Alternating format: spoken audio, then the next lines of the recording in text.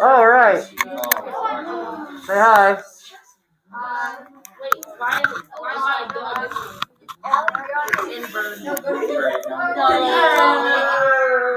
Okay. Y'all wave. Okay. Here we go. Mr. Smith, how you doing? I'm good. How are you? Good. You need anybody? Or you just coming to hang out? I'm just enjoying this. Perfect. Okay.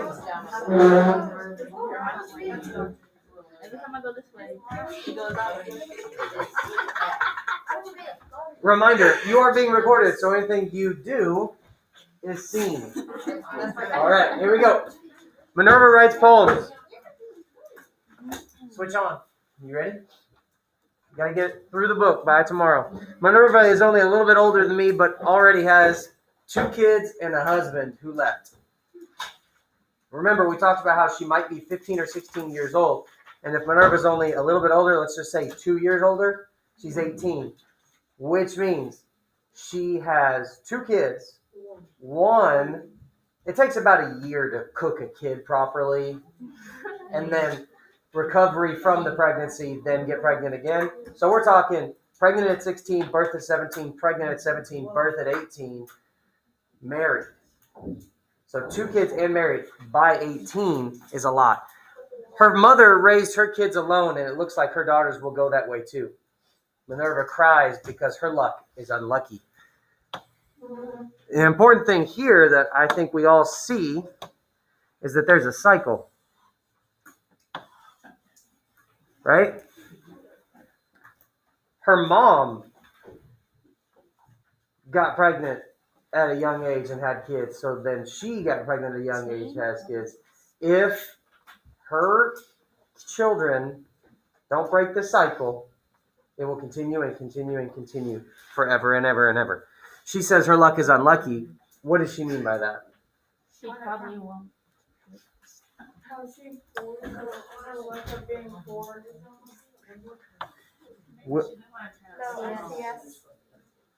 Low SES, maybe? Yeah, she doesn't want her kids to turn out the way from experience.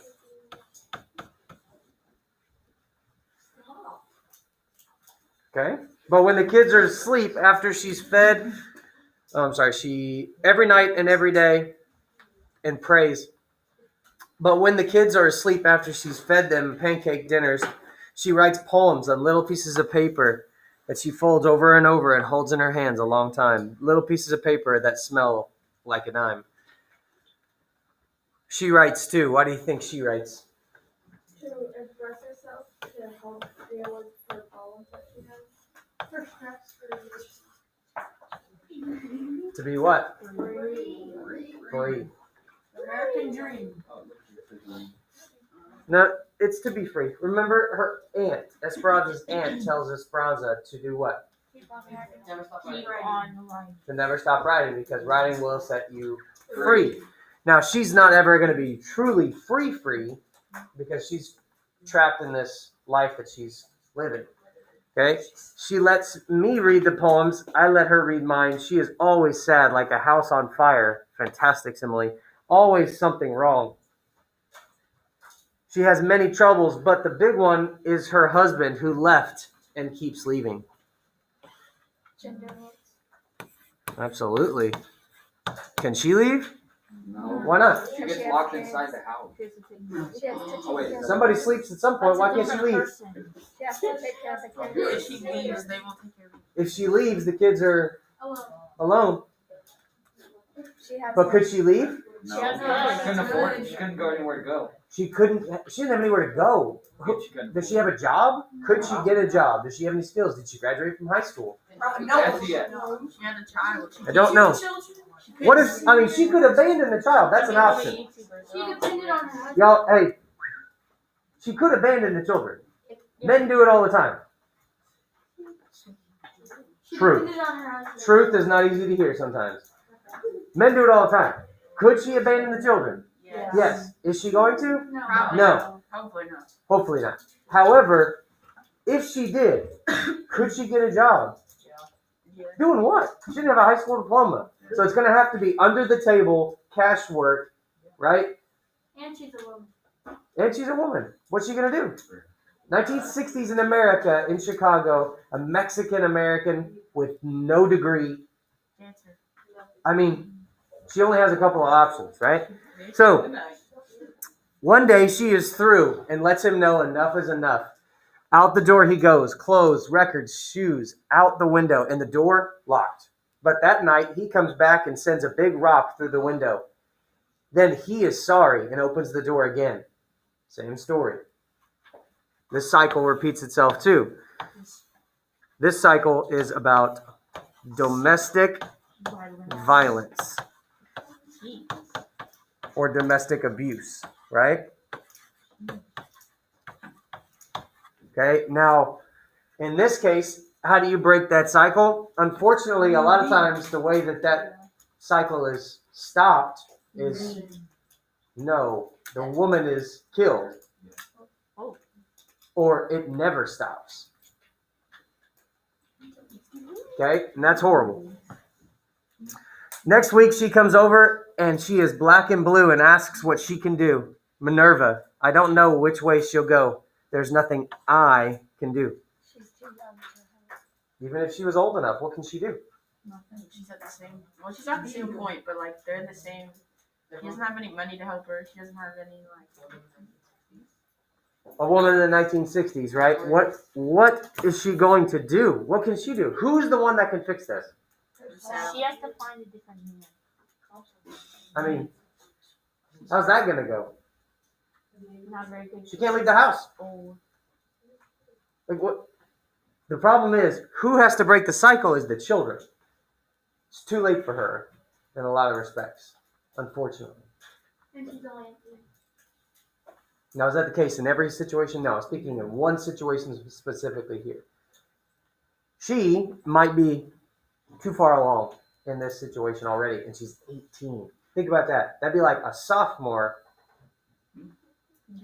and a senior.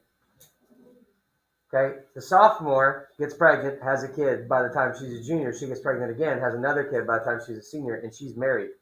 And then there's her friend, Esperanza, a sophomore, looking at her like, dang, that could be me. She's only a couple years older than me. So she's like observing this from a distance and learning, right? So you have to learn from other people's mistakes. Is Esperanza going to end up in this type of situation? Possibly. Maybe. She could. She could end up in that same gender role that she finds her friend in. What does she have to do? She has to break the cycle. Next. Bums in the attic. What's I up? was going to say on that last paragraph, it's kind of like how the red balloon, because she's the red balloon and we're tying her down into the husband and everything. I couldn't hear you. I'm sorry. She's like the red balloon and like. Oh, yeah, absolutely. The red balloon metaphor? The balloon that's tied to the rock or anchor? Quesadilla on a stick. Don't judge me. You know what I'm going for. No trouble. It's a note. How many people drew this in their notes? Okay, good. So if there's a test question that says compare this to another metaphor from another chapter. A quesadilla on a stick. Fine, I'll do Got it. Bums in the attic. I want a house on a hill like the ones in the gardens where Papa works. So what does your dad do? He's a gardener. Slash. Construction work? No, I was thinking more like landscaping. Yeah. Mexican work. I mean, if you're speaking specific to this book, yes. Culture.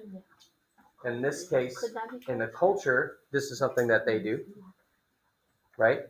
We go on Sundays, Papa's day off. I used to go. I don't anymore. You don't like to go out with us? Papa says, getting too old? I mean, at some point you get embarrassed by your own family to the point where you don't want to go out with them in public, right? But she's getting too old, or at least that's what her dad thinks, but she doesn't want to tell him. She's ashamed. Why is she ashamed? Because her house isn't as pretty as the other ones. Look out the window. Right here. I am tired of looking what we can't have. It's tough. Right. SES, low socioeconomic status. She can't have that. When we win the lottery, Mama begins, and then I stop listening. Because her mom probably says that a lot. Yeah. You tune that kind of stuff out, right? People who live on the hills sleep so close to the stars that they forget some of us live too much on earth. Man, that's awesome, and that is so deep. They don't just mean like they live on a hill so they're closer to the stars. What do they mean? This is a symbolic. Higher up with money. They're higher up with money, a higher socioeconomic status versus a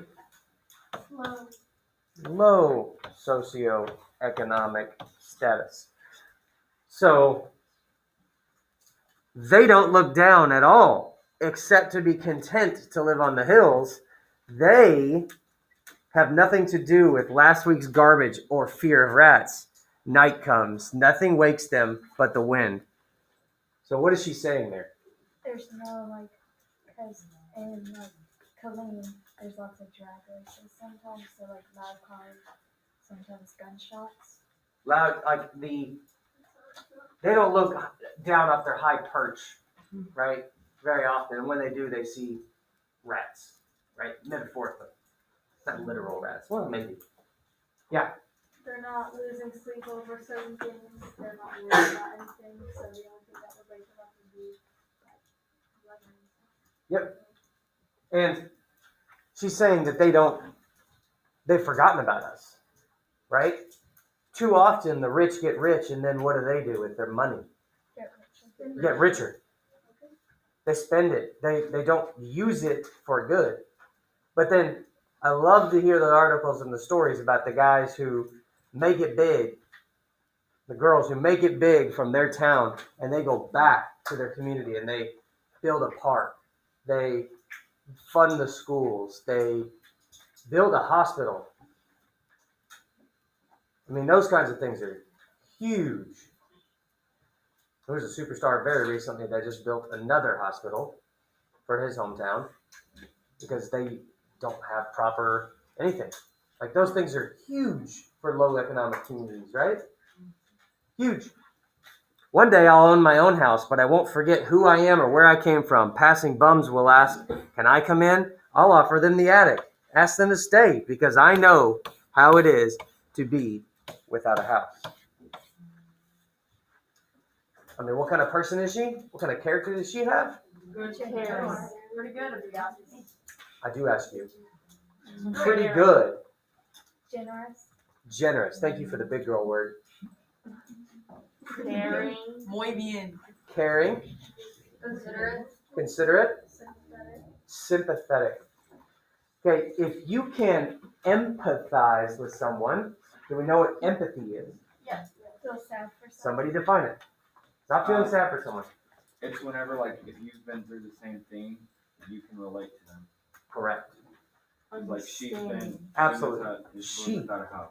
Absolutely. She knows exactly what it's like to live without a house. She knows exactly what it's like. So when she sees someone living without a house, she wants to help that person because she's been there. Man, that's huge. That's why we have support groups for people with the same problems.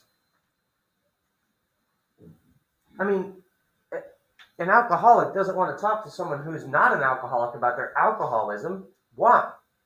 Because they don't get judged. They don't know what it's like. They'll get judged. It's an addiction. It's a problem. People who have lost a family member with cancer or have someone who's going through treatment, they want to talk to somebody else who has gone through it. Why? So they can relate. It's a word. Are you ready? It's a word called catharsis.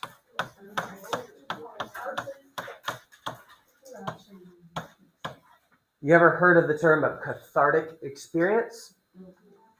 It's not too commonly said, but it's commonly enough. You ever watch a sad movie, get sad, And then at the end of it, you're like, whew, that was really good. That feeling on a very small level is catharsis. You can relate to what they went through, so you feel emotionally invested in it. And then at the end, you're through it, so you feel that emotional high that comes off of that. That's called catharsis. It's hard to define, don't get me wrong. But this catharsis that she would see these people and have this empathetic experience. We see this as catharsis. If there is anybody in here that's ever been homeless, or anybody in here that's gone without a home, or had their home taken away from them, or anything like that, then they would understand this on a different level than someone else. Would you agree? Mm-hmm. Yes? Yes. I mean, it's a whole different level of understanding. Okay? All right. Now, the next couple of chapters are about to get pretty real. So I'm going to need you to take the maturity level that you're at and age a few years. Okay? All right. They get more difficult as we go. Beautiful and cruel. I am an ugly daughter. I am the one nobody comes for. Nenny says she won't wait her whole life for a husband to come and get her. That Minerva's sister left her mother's house by having a baby. But she doesn't want to go that way either. She wants things all her own, to pick and choose. Nenny has pretty eyes. It's easy to talk like that way if you are pretty. How does she feel about herself versus how does she feel about her sister? She feels low about herself and high about her sister. Yeah, that self-esteem is quite low for her. But she's jealous of her sister. She was jealous of her sister because her name was Magdalena, which is worse. But somehow she got a cool nickname, right? Nenny. My mother says when I get older, my dusty hair will settle and my blouse will learn to stay clean. But I have decided not to grow up tame like the others who lay their necks on the threshold waiting for the ball and chain. Dang, this is so deep, y'all. This is not the same girl that was writing earlier. Not the same girl. Build Yes, Buildings Ramon. My mother says when I get older, my dusty hair will settle down. Like, you know, the wispies. Girls, you know the words, right? The wispies, the flyaways. Okay? And her blouse will stay clean, meaning like I won't be so clumsy and like spill food on myself all the time. But I have decided not to grow up tame like the others. Like the other girls who lay their necks down on a threshold and wait for a man. Ball and chain, wait for marriage. The threshold of what? Of a house. American dream. The American dream. Too late. I love the sarcasm. Thank you. Much appreciated. So, this ball and chain, that's a term for marriage, right?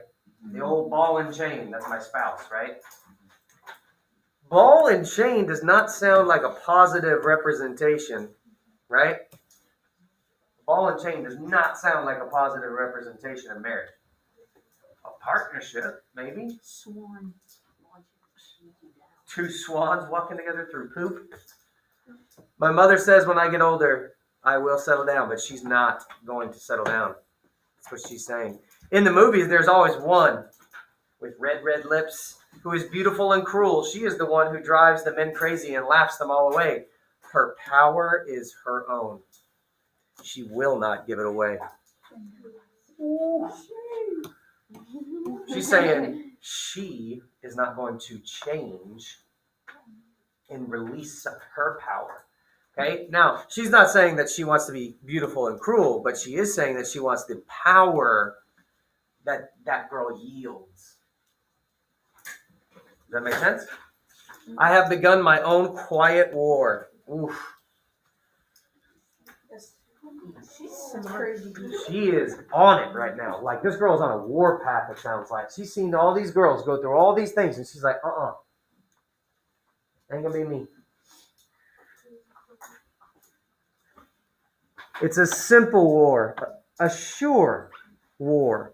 I am one who leaves the table like a man without putting back the chair or picking up the plate. Now, I know this sounds naive and silly, and it is. But she's a teenager at home still, right? But she is going to make a stand with something small like the dishes and pushing her chair in and say, no, I'm not going to pick up the dishes.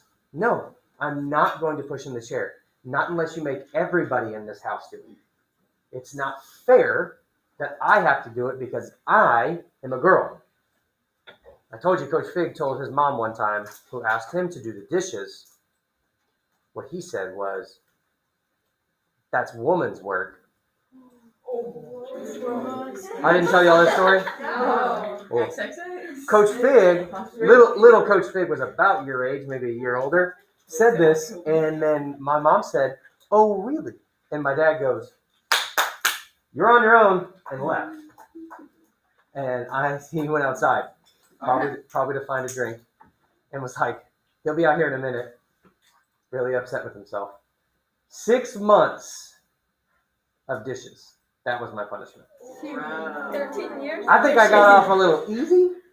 Yeah. If I'm not gonna lie to you, because my mom could have laid down the hammer, that's your chore until you move out of the house. I felt like that was probably coming.